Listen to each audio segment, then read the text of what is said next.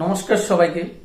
তো 2024-এর একটা নিউজে দেখতে পেলাম, রিসেন্টলি কিছুদিন আগে একটা নিউজ দেখতে পেলাম। অবশ্যই সবাই দেখেছেন, নিউজটা শুনেছেন। তো আমরা কি দেখেছি? আমরা দেখেছি 77 জন রিটায়ার্ড অফিসার নাকি পুনরায় রিজয়েনিং হচ্ছে রেলওয়েতে, কন্ট্রাক্ট বেসিক। এটা আমরা সবাই জানি, দেখেছি ভিডিওটা। কার্য রেখে সেটাকে লক্ষ্য রেখে আমরা একসঙ্গে সিদ্ধান্ত নিয়েছি ক্যাবিনেটে যে টোটাল আমরা 67 জন রিটায়ার্ড পুলিশ অফিসার যারা রিটায়ারমেন্টে চলে গেছে তাদেরকে আমরা রিএমপ্লয়মেন্ট। স্যাররা যে ডিসিশন নিয়েছেন, আশা করি অনেকটা ভেবে চিন্তে ভালো ডিসিশন নিয়েছেন, ওইটা আমরাও অ্যাকসেপ্ট করি। যারাই রিটায়ার্ড অফিসার পুনরায় রেলওয়েতে জব করবেন কন্ট্রাক্ট বেসিক, অলরেডি তারা তো এর আগে জব করেছিল, তো তারা ওই সিচুয়েশনটা পুরো কমপ্লিট করে ফেললো যে একটা সংসার চালাতে গেলে কতটুকু মানির দরকার হয়, তারা ব্যাংক ব্যালেন্স পুরো সেভিংস হয়ে গেছে। তো তাদেরকে পুনরায় রিজয়েনিং আপনারা দিচ্ছেন, ভালো কথা, হয়তো আপনারা অনেকটা বুঝে শুনে রিজয়েনিং করাচ্ছেন।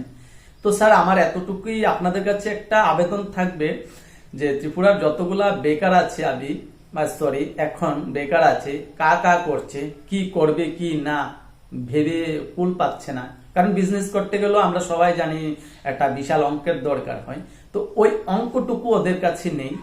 এই বেকারত্ব জীবনটা ওরা কিভাবে কাটাচ্ছে শুধু একমাত্র যারা বেকার আছেন, ত্রিপুরা রাজ্যে যারা বেকার আছেন তারাই ভালো জানেন। তো আপনারা একটু নজরদারি করবেন এই বেকারত্ব লোকগুলার উপর। তো এটাই ছিল স্যার আমার একটা মেসেজ আপনাদের কাছে। তো আমরা কি করলাম, আমরা সোশ্যাল মিডিয়ার মাধ্যমেই একটু বার্তা পৌঁছানোর ট্রাই করি। আমরা জানি না আপনাদের কাছে এই বার্তা পৌঁছাবে কিনা, যদিও পৌঁছায় তাহলে অবশ্যই ত্রিপুরা যতগুলো বেকার মানুষ আছেন, ছেলে মেয়ে আছেন, ওদের প্রতি একটু নজর দেবেন।